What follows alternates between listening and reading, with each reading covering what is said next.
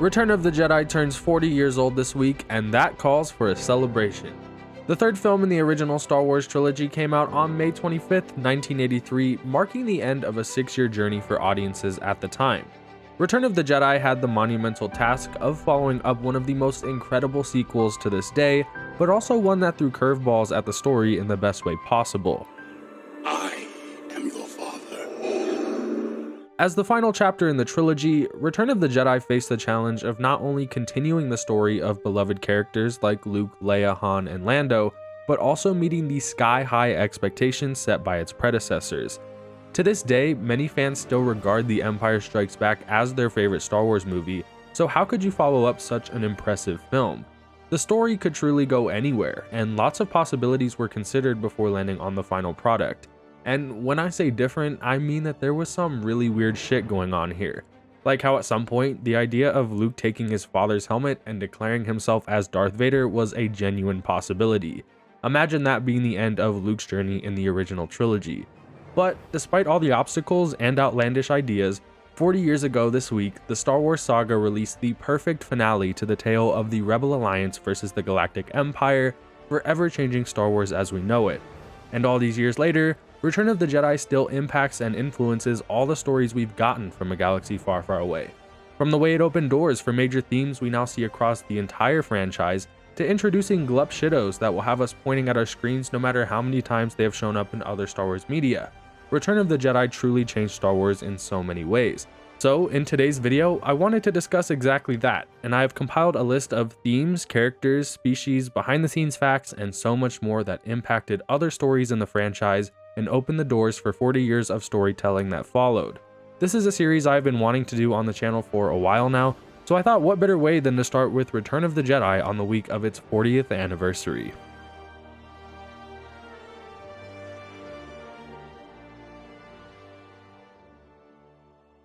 Let's start by talking about all the characters that were introduced in Return of the Jedi who largely impacted other stories in the franchise. As the third film in the trilogy, this movie introduces the least amount of characters, which isn't surprising considering it was focusing on the many characters that had already been added to the story. But that doesn't mean there weren't any. In the scenes where the rebellion first discusses the second Death Star, we meet the political leader of the rebellion, Mon Mothma. Mon Mothma was played by Caroline Blakeston in Return of the Jedi, but her story continues to this day thanks to Genevieve O'Reilly. Genevieve was originally set to play Mon Mothma for the first time in Episode 3, Revenge of the Sith in 2005, but her scenes didn't make it into the final cut. However, this did not stop Genevieve from eventually playing the character when Mon Mothma returned to the screen for the first time in 37 years in the animated series The Clone Wars. In her episodes, we see her ties with Bail Organa and Padme Amidala begin to form, but we also see her overall presence in the political atmosphere of the prequel era. Since then, we have seen Mon Mothma's story expand through more and more stories like Star Wars Rebels, another animated series where we see her in her early days of trying to cultivate a rebellion against the Galactic Empire. But we have also seen Mon Mothma in live action as well, starting in 2016 with Rogue One, A Star Wars Story. This would be the first time Genevieve O'Reilly got to play the character in live action, and in this movie, we finally got to see what Mon Mothma's role was during the time of A New Hope, since we were only ever introduced to her in Return of the Jedi. Seeing Mon Mothma on Yavin 4 and orchestrating missions to find information on the first Death Star showed us up close that she was truly behind a lot of rebellion activities that we knew of. And of course, last year Mon Mothma received her biggest role yet, with the Andor series giving us a glimpse into her backstory. We are seeing her struggle play out, trying to fight for what is right in a time when the Empire grows increasingly formidable and is breathing right down her neck.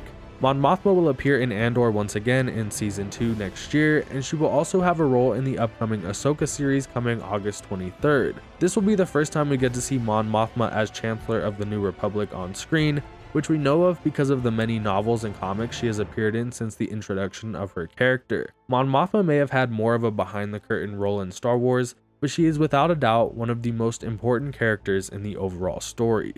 Speaking of characters that played a behind-the-curtain role in the Star Wars story, this next character didn't technically appear for the first time in this film, but the version that we know and love did, and that is Ian McDiarmid as Emperor Palpatine.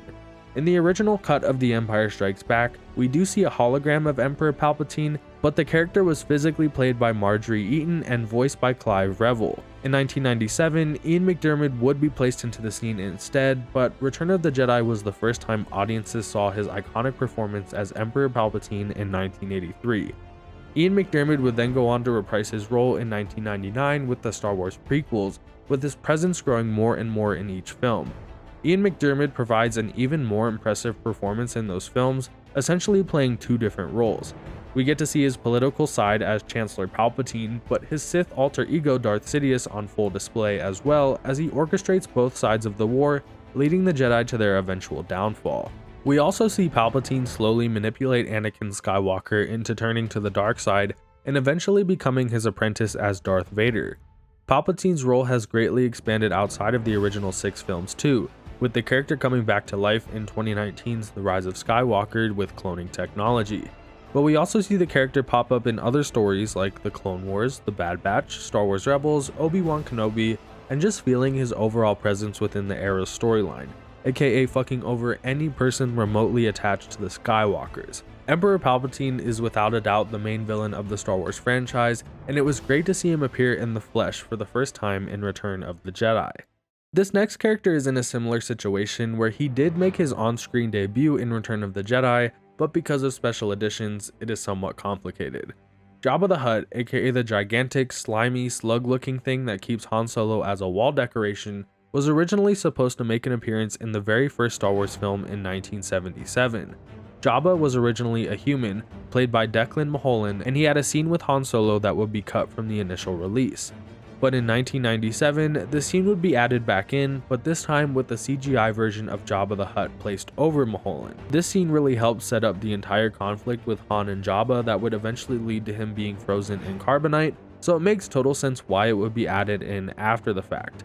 But even though George Lucas wishes he could brainwash everyone into forgetting the original cut of these films, he can't, and Jabba the Hutt still made his debut in 1983 with Return of the Jedi. Jabba is another character who has appeared in the Star Wars prequels, though just briefly in The Phantom Menace.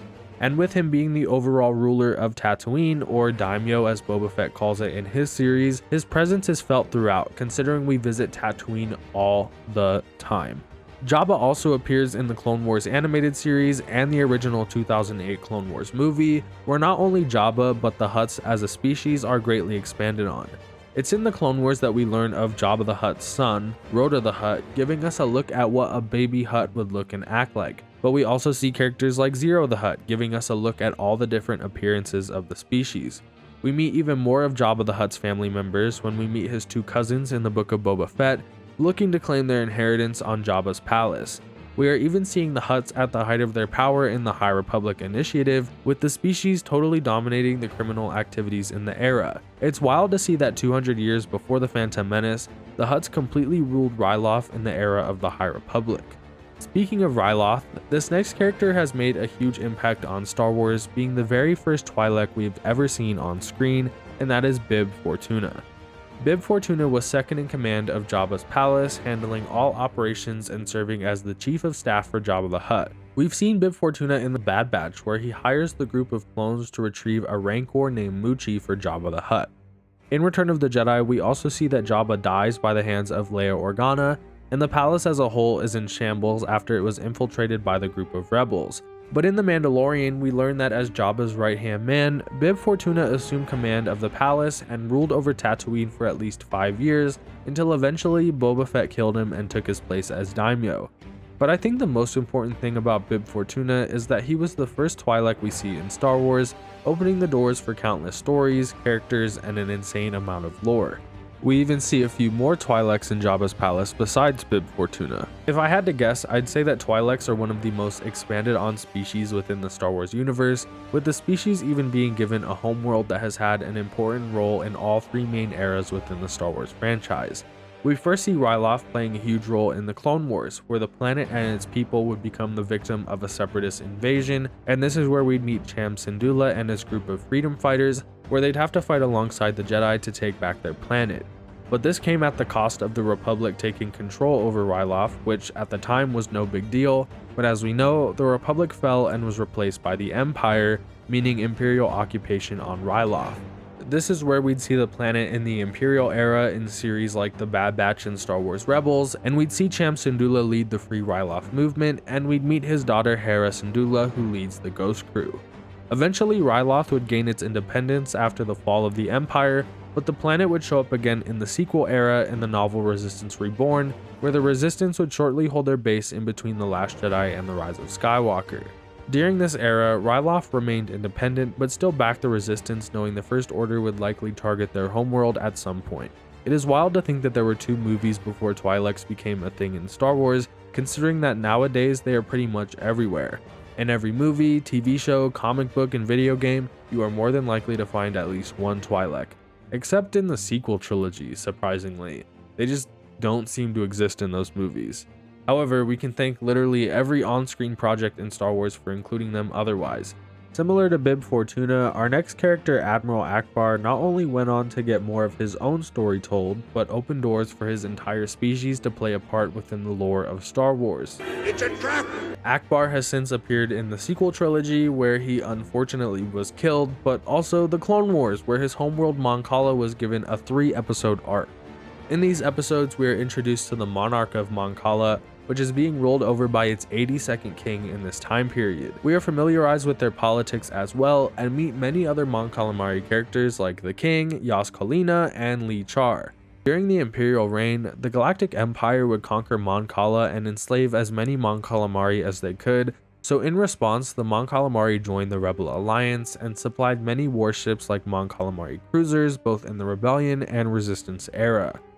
In Rogue One, we meet Admiral Raddus, a Mon Calamari who was clearly meant to pay homage to Admiral Ackbar. Raddus tragically dies by the end of the movie, because who doesn't die in that movie? But in The Last Jedi, the Resistance uses a Mon Calamari cruiser called the Raddus, which Admiral Ackbar named to pay respect to the Mon Calamari admiral that came before him. The Mon Calamari also appear in The Mandalorian with that famous dock worker who repaired the Razor Crest, if you can even call it that. Admiral Ackbar would also have a son that appeared in The Rise of Skywalker, and I'm still convinced to this day that his inclusion was just meant to be an apology for Ackbar's death in The Last Jedi. Rest in peace, Ackbar. Our next character is everyone's favorite little shit, known for his unique laugh. Now, the Kowakian species hasn't really played a huge part in Star Wars, but I couldn't go without mentioning the scene in The Mandalorian where that poor guy has to watch another member of the Kowakian species be cooked in front of him like a rotisserie chicken. But don't worry, they make up for it in Season 3 when we see plenty of those monkey lizards living their best life on Navarro. And this last character isn't exactly a character introduction, but I do think it's relevant to the character section of this video.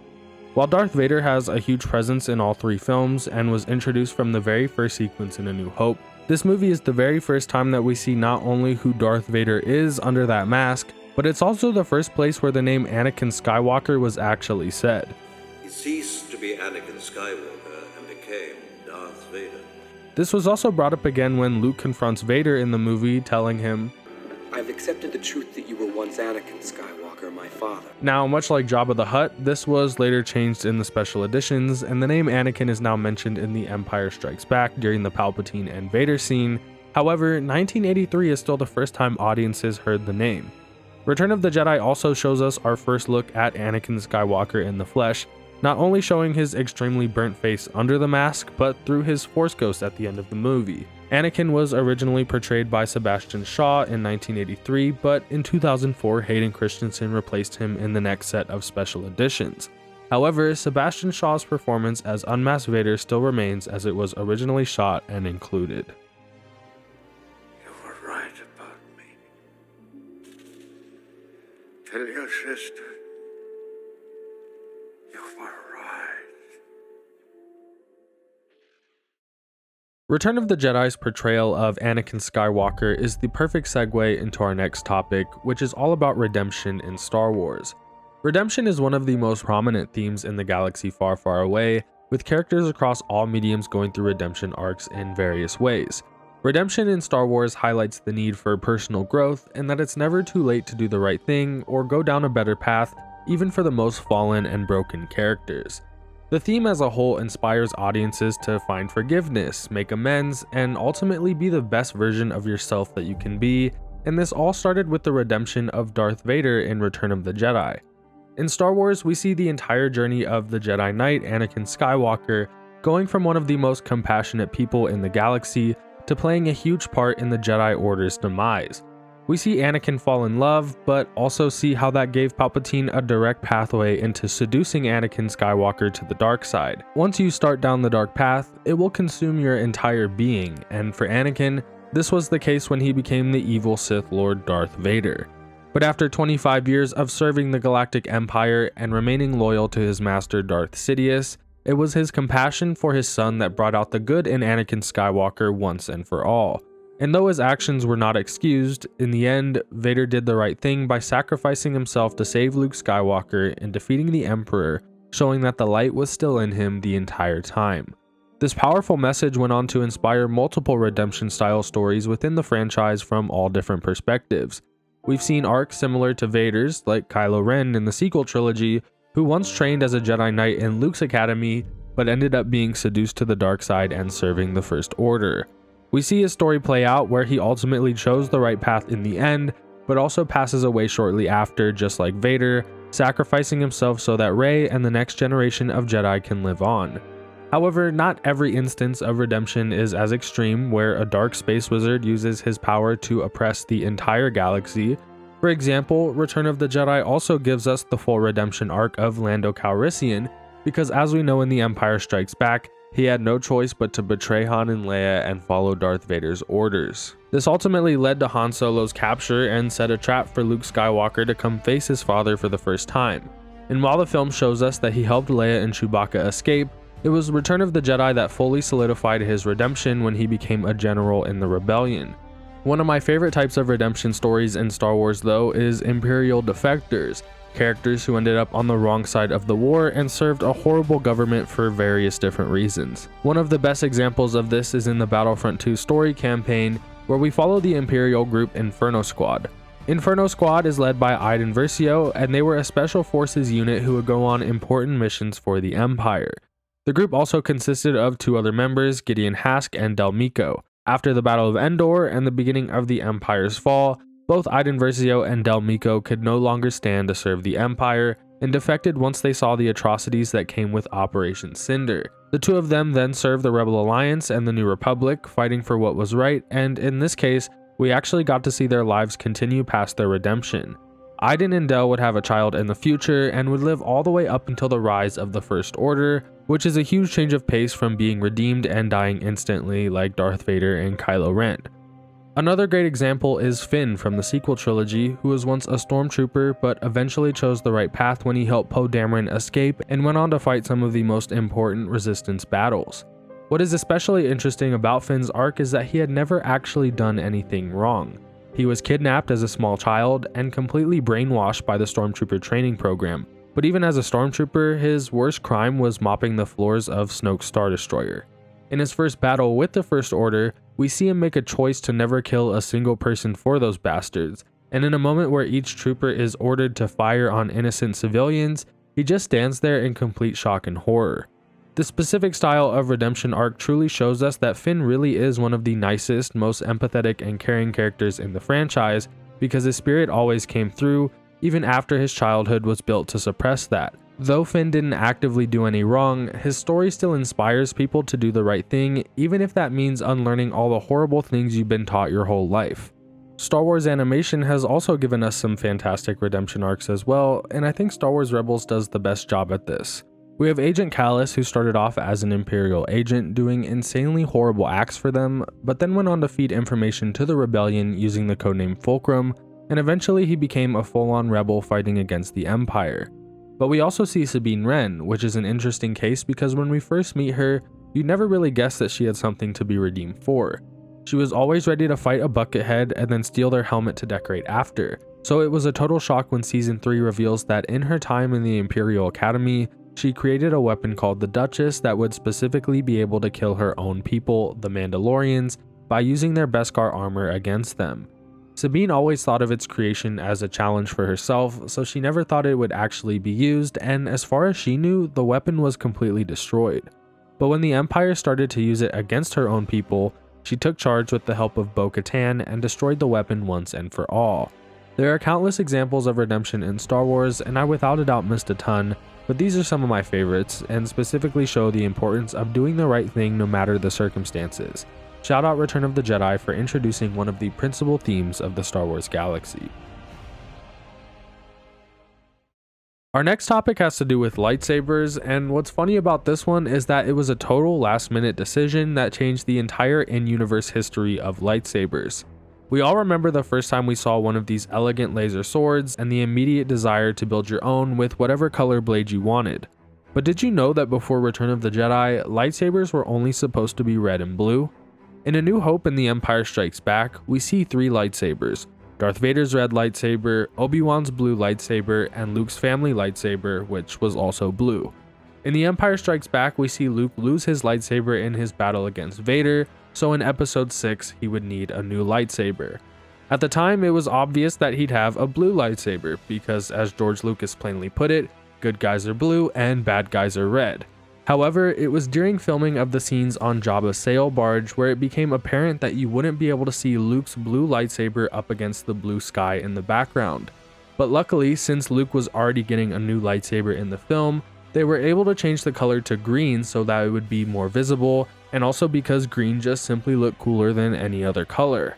But while Luke's green saber was made as a solution to a practical problem, it opened the doors for many lightsaber wielders to come. In the 3 prequel films that followed, many Jedi wield green sabers, most notably Master Qui-Gon Jinn in The Phantom Menace. But Yoda ended up having a green lightsaber as well, which is wild to think that had Jabba's sail barge not been filmed in front of a vibrant blue sky, Yoda would have had to wield a blue lightsaber. In the prequels, we also see characters like Kit Fisto, Luminara Unduli, General Grievous, and so many more wielding green lightsabers. But even outside of the films, we see characters like Ahsoka Tano, Ezra Bridger, and Quinlan Vos with this green hue. But adding a new addition to red and blue also made it possible for there to be countless other colors as well. The next saber color we were introduced to was in 2002's Attack of the Clones, where Mace Windu is given the first purple lightsaber, making 4 lightsaber colors in George Lucas's Star Wars. And nowadays in Star Wars, we've seen yellow, white, orange, and even a black lightsaber in different media, all thanks to that accidental green lightsaber in Return of the Jedi. The next big impact Return of the Jedi had on the rest of the saga was the revelation that Leia Organa and Luke Skywalker are siblings. When we see these characters in A New Hope and The Empire Strikes Back, it is abundantly clear that the dynamic between them was not established as a sibling relationship, in fact, quite the opposite. The idea of the two being long-lost twins was one of the many ideas considered in production, but it wasn't until it was time to map out the throne room sequence that George Lucas became convinced that it was the right direction to take the story. The writers on Return of the Jedi struggled to find something that would enrage Luke Skywalker to the point of nearly killing his father, and then it clicked that if these two were related, Luke would absolutely lash out at the idea of his sister being threatened by the dark side. And that is exactly how the scene plays out. Luke tries to hide from Vader, saying he won't fight his father, until Vader says, If you will not turn to the dark side, then perhaps she will. This causes Luke to dash towards Vader, cut his hand off, and nearly kill him, all because he threatened his sister. This relationship truly changed the entire course of the Star Wars story and everything that followed. For starters, this now meant that Leia was adopted into the Organa family, and that both her and Luke were separated at birth, which meant that the ending of the prequel trilogy had to reflect that. But this also affected every single story that would come after with Leia Organa, because now, not only was she a Skywalker all along, but she was also Force sensitive. And not just any Force user either. She was the daughter of the literal Chosen One, and however powerful Luke could become is exactly how powerful Leia could become. This meant that no matter how Leia's story continued after Return of the Jedi, she would at least have to consider training to be a Jedi, and in both legends and canon, Luke Skywalker would train her in the ways of the Force. Leia's Force sensitivity also opened the doors for her to have Force sensitive children, and we all know what that led to.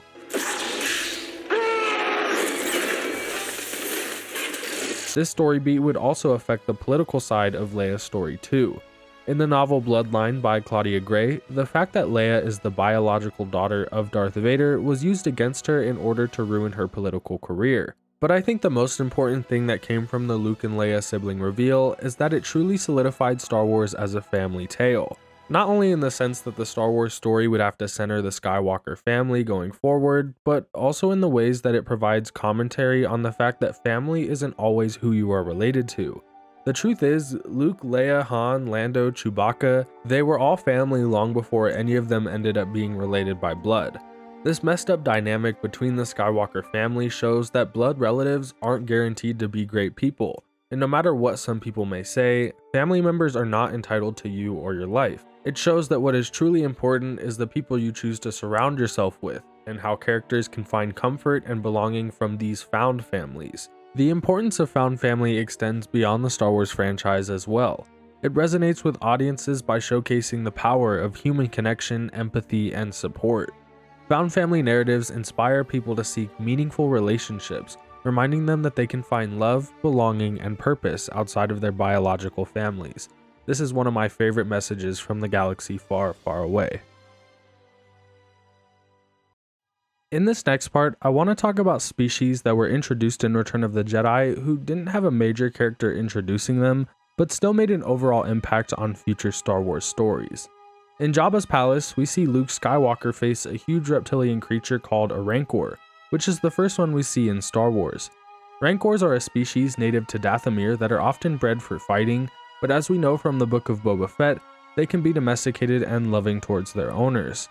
Rancors are extremely durable and strong with armor that could withstand firepower, so it makes sense why mobsters like Jabba the Hutt would use Rancors as a weapon. In canon, we learn a lot about their ties to the Night Sisters of Dathomir and how the Night Sisters would use Rancors to protect the planet's resources from the planet's colonizers. We have also seen in the Clone Wars a subspecies called Jungle Rancors, which are native to the jungle planet Felucia. More recently, we've seen the species show up in both The Bad Batch when the crew is commissioned to capture a Rancor for Jabba the Hutt and Bib Fortuna, and the Book of Boba Fett as mentioned before. And many Jedi Survivor players will know the struggle of trying to fight one of these beasts yourself. It's not the hardest creature to defeat in the game, but my god did it take me so many tries. These next three species all have a major theme in common, not only in Return of the Jedi, but in all of their appearances outside of the film. The Weequay, Nikto, and Klatooinian species were all created to be background pirates in Jabba's criminal empire, and are all seen throughout the sail barge scenes fighting against the group of rebels. But since their introduction, most of the characters in these species have remained pirates, as we've seen many different pirate gangs since Return of the Jedi. Starting with the Weequays, they were a species that had this leather type skin that could easily protect themselves from harsh conditions and even blaster fire. The Weequays were from the planet Sherlor, which was conquered by the Hutt cartel, which is a huge reason why we see so many members of the species as pirates. The most notable character in the Weequay species would be Hondo Ohnaka, but I might just be a tad bit biased because he is one of my favorite characters in Star Wars. Hondo is the leader of his own pirate gang, where most members are also Weequay.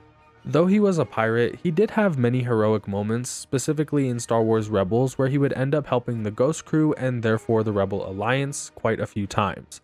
Hondo appeared in both the Clone Wars and Star Wars Rebels primarily, but is now a huge part of the Disney theme park Galaxy's Edge, where an insanely realistic animatronic of him exists as part of the Smuggler's Run ride. In The Mandalorian and Book of Boba Fett, we see probably hundreds of Weequay walking around in the background, but Tanti, the bartender from Mos Pelgo, deserves a shout out for the way he protects his home and people in both The Mandalorian and Book of Boba Fett. For the Nikto, there are actually 3 Nikto subspecies within the Star Wars galaxy.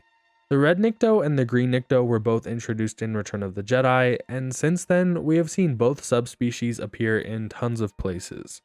The Red Nikto were more of a desert species that had orangish red skin with horns and spikes around their faces. The most notable Red Nikto would probably be Ima-Gun-Di, a Jedi Master from the Clone Wars series, or Vane, the pirate from The Mandalorian Season 3. He's the one we see run away on Navarro so that he can show up in the series Skeleton Crew. Moving on to the Green Nikto, they were of course green, and had much scalier skin and smaller horns around their faces. You may recognize the character Niku from Star Wars Resistance as a Green Nikto. And the last subspecies was introduced in that same animated series, Star Wars Resistance, known as the Mountain Nikto. In the show, we only see one Mountain Nikto named Oplok, who has gray skin and fins around his face rather than horns or spikes. So far in Star Wars, we haven't seen any other Mountain Nikto. And for the Klatooinian species, they are known for their dog-like appearances and originate from the planet Klatooine. We see a few notable characters in the species, like Castus, who was a bounty hunter in the Clone Wars series. In Attack of the Clones, there is a Jedi in the background of the Geonosis battle named Tardos Gon, who was a member of the Klatooinian species. And of course, just like the previous two species, the Klatooinian species is used a lot within The Mandalorian and the Book of Boba Fett. While there haven't been too many notable characters in the Weequay, Nikto, and Klatooinian species, they still do regularly show up in the background of pretty much every single thing in Star Wars. This next species has a very small appearance in Return of the Jedi, but has been another hugely expanded on species within the overall lore.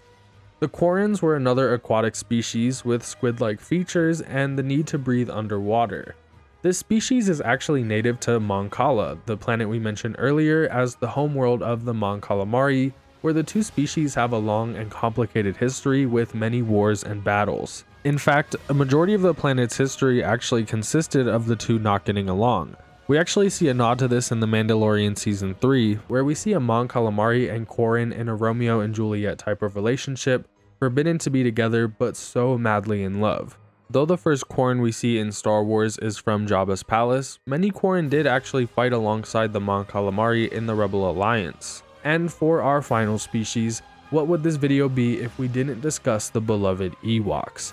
As we all know, the Ewoks play a pretty significant role in the final installment of the original trilogy, with the creatures being native to the forest moon of Endor.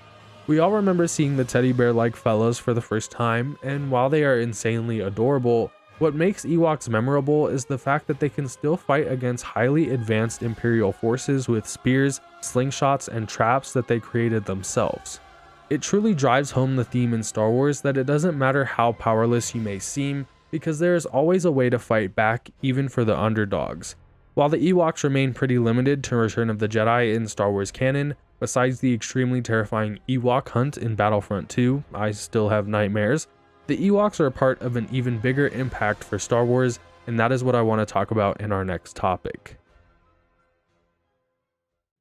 Back in 1983, when Return of the Jedi first came out, it's astonishing to think that the Star Wars story had remained limited to its main cast of characters, time frame, and narrative.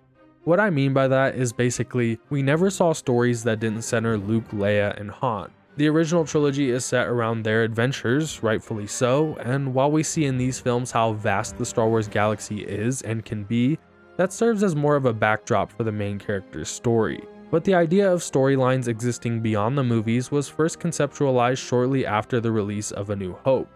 With the success of the film and two more on the way, CBS reached out to George Lucas with the idea of bringing the franchise to television, starting with a TV special in which George had an idea for a holiday special, and that is where the Star Wars Holiday Special was born. With this being the first spin-off, however, and the first project to follow up the original movie, it would only make sense to have it center the adventures of Luke, Leia, and Han as well. After the infamous Holiday Special aired for the first and only time in 1978, Lucasfilm would focus on its two sequel films and wouldn't worry about any other spin-off television programs, but after the trilogy was concluded with Episode 6, Lucasfilm would then have to reevaluate what was next for the franchise. That's when George Lucas would decide that his next approach would be giving the whole television thing another swing. As we mentioned previously, Return of the Jedi introduced us to the small furry creatures, Ewoks, and Lucasfilm knew that they were sitting on a gold mine with the potential to expand on the story of this adored species. They were cute for most audiences, but they also had that special charm for children that would make the little balls of fur so successful. So George Lucas got to work creating a story with writer Bob Carra about a family, completely disconnected from any characters we had seen before, who would end up deserted on the forest moon of Endor. And thus, we got the very first Star Wars story that didn't center around the main saga, or include the main characters Luke, Leia, and Han, and that would be Caravan of Courage, an Ewok adventure. The film would center two children, Mace and Sindel, whose parents were captured by a giant beast called a Gorax. Mace and Sindel would be found by the Ewok tribes, where they became friends with Wicket, the main Ewok we all know and love from Return of the Jedi. With the help of the Ewoks, Mace and Sindel were able to defeat the Goroks and get their parents back when they were reunited at the end of the film. The film would be followed up by a rather dark sequel where shortly after the family is reunited, everyone dies except for the youngest daughter Sindel, who is now an orphan living on the forest moon alone. Well, alone with the Ewoks and her best friend Wicket the Ewok, who is also the star of this film. While both films didn't receive the best reception, being said to have a completely different tone from the original trilogy, these films were still important because it solidified the idea that the Star Wars story could expand way beyond just the Skywalker storyline. According to Wikipedia, as of the beginning of June 2023, there are 2,483 spin-off stories, not including the 9 main Skywalker saga films. And while a great deal of these spin-off movies, TV shows, comics, books, and video games include the main cast of characters or tie directly into their storyline, you wouldn't have this many stories if you only focused on the Skywalker family. Ever since the Ewok films, we have gotten to see tons of different eras, characters, planets, species, and put them at the forefront, giving them their own story within the larger Star Wars universe. And we have gotten to a point where the galaxy can pretty much expand in any direction. We can focus on the time between Return of the Jedi and The Force Awakens, which is being explored within shows like The Mandalorian, The Book of Boba Fett, Ahsoka, and Skeleton Crew. We can focus on a completely different time period 200 years before Anakin Skywalker was ever born with the High Republic, or even further back with the Old Republic. We can have stories like Andor or Star Wars Rebels that tie into that main rebellion storyline from the original trilogy, but focus on a completely different side of things and give different character perspectives. And while we get some crossover here and there, like seeing Luke Skywalker appear in different places, many of these stories still focus on other characters that either didn't exist or weren't a huge focus during the original trilogy. And the great part is that there will always be room for the Skywalker story to continue, as we have seen in things like the Clone Wars, the prequel and sequel trilogy, the 2 spin-off films Rogue One and Solo, Obi-Wan Kenobi, tons of different comics and books. The Star Wars galaxy is vast, and that's what's beautiful about it. But that's not even all the Ewoks did for future Star Wars content from a behind-the-scenes standpoint. In fact, it's not even all the Ewok films did for Star Wars. In 1985, Lucasfilm would release their very first Star Wars television series, but it was also Lucasfilm's first animated series. Ewoks would premiere at the same time as the animated series Droids as part of ABC's hour-long programming called the Ewoks and Droids Adventure Hour. Ewoks was a follow-up to the 2 films Caravan of Courage and the Battle of Endor, and would focus on Wicket and his Ewok friends. Ewoks would later be stated to take place before Return of the Jedi and before the Ewok films, marking the very first prequel in Star Wars. As you can see, there came a lot of firsts with these 2 animated series. I like firsts. Good or bad, they're always memorable. This opened the door for more animated Star Wars content to come. In 2003, during the gap between Attack of the Clones and Revenge of the Sith, Lucasfilm would release another animated series, but this time it would be a spin-off of the prequel trilogy rather than the originals. The series of shorts titled Clone Wars would focus on the war and take place in between episodes 2 and 3, and that would eventually pave the way for the 2008 series The Clone Wars. The Clone Wars would also focus on, well, the Clone Wars, but this time around it was a full-length series with full 25-minute episodes, and also used 3D animation instead of 2D like the original series. And nowadays, we have so many animated series like The Bad Batch and Star Wars Rebels that follows in the footsteps of the Clone Wars, continuing the story and taking the events all the way to the original trilogy. We have also seen more animated content geared towards younger audiences, with series like Star Wars Resistance that takes place in the sequel era, and the newest addition to Star Wars, Young Jedi Adventures, set during the High Republic era. Animation has become a key part of the Star Wars franchise in so many ways.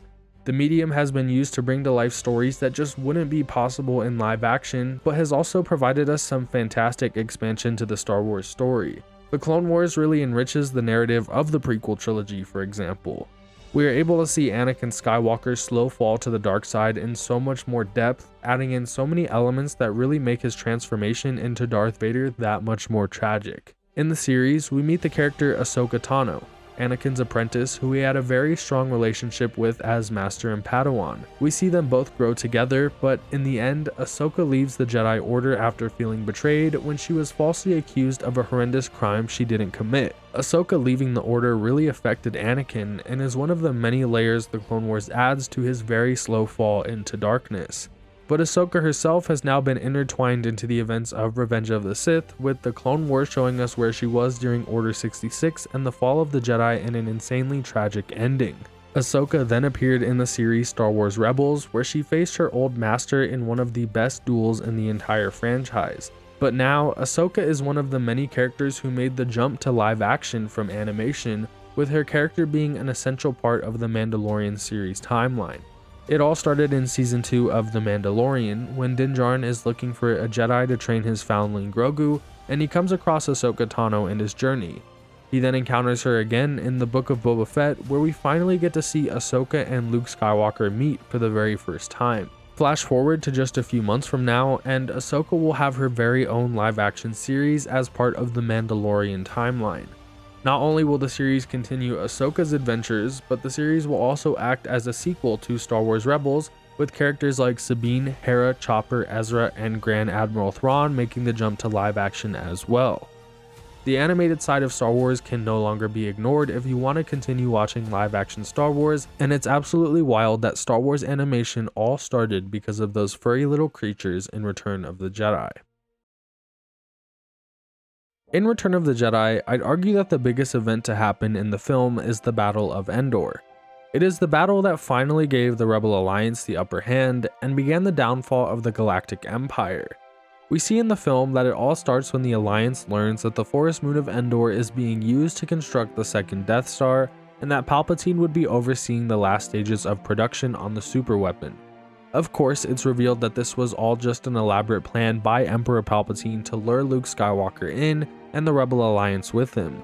In the movie, we see Leia and Han lead a ground battle on the forest moon, teaming with the Ewoks to destroy the shield generator, allowing Lando Calrissian and Wedge Antilles to lead the space battle to destroy the Death Star. With this being such a big event within the Star Wars timeline, it goes without saying that any characters alive at the time would be affected by the defeat of the Galactic Empire, and since Return of the Jedi, we have seen many different perspectives of the Battle of Endor that we didn't see in the original film. The biggest example is without a doubt the Battlefront 2 story campaign, which we mentioned before.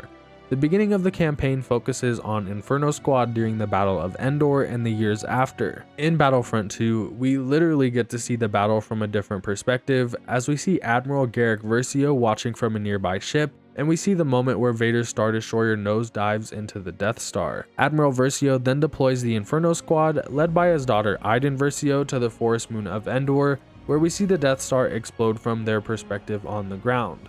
Battlefront 2 also dives deeper into what happened after the Battle of Endor, showing Palpatine's contingency plan called Operation Cinder.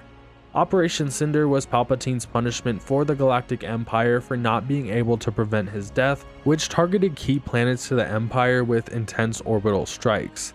In the campaign, we see the Rebel Alliance save the planet Naboo from being destroyed and targeted from the attacks, but tons of other planets weren't as lucky. Another story affected by the Battle of Endor is the animated series Star Wars Rebels. With the story focusing on the formation of the Rebel Alliance, there was never any doubt that we'd see where the Ghost Crew was during the Battle of Endor. And in the final episode, we get our answer through the beautiful epilogue narrated by Sabine Wren. In it, we learn that both Hera Syndulla and Captain Rex fought in the Battle of Endor, and later on, thanks to expanded content, we learn that they were part of the ground battle to destroy the shield generator. In fact, there is a popular theory out there that Captain Rex is actually seen in Return of the Jedi.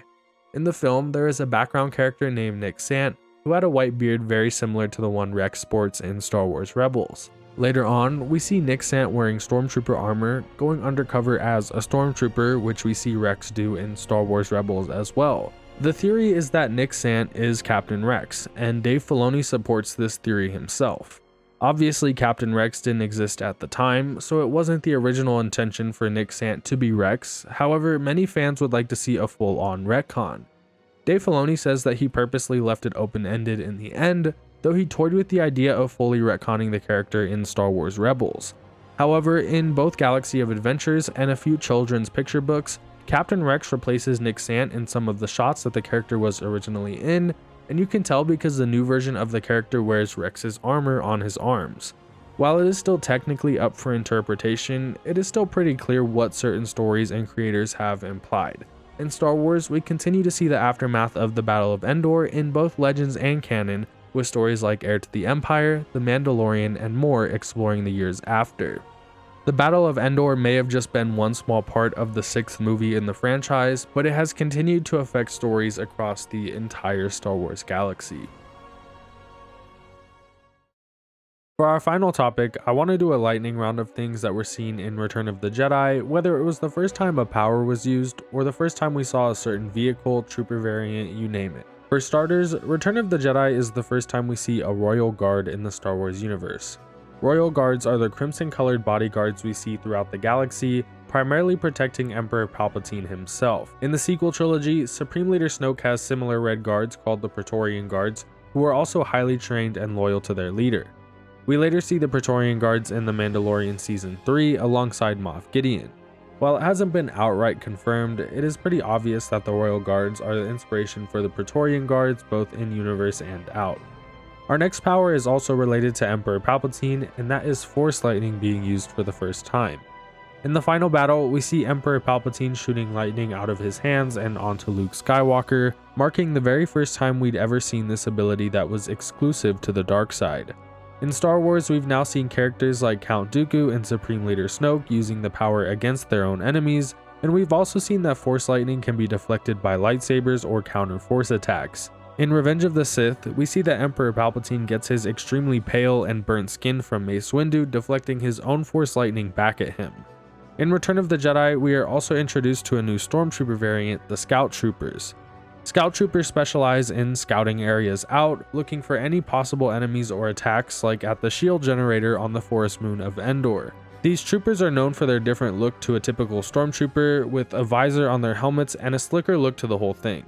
Typically, Scout Troopers are seen patrolling on speeder bikes, which gives them their nickname Biker Scouts, which they are also commonly referred to by.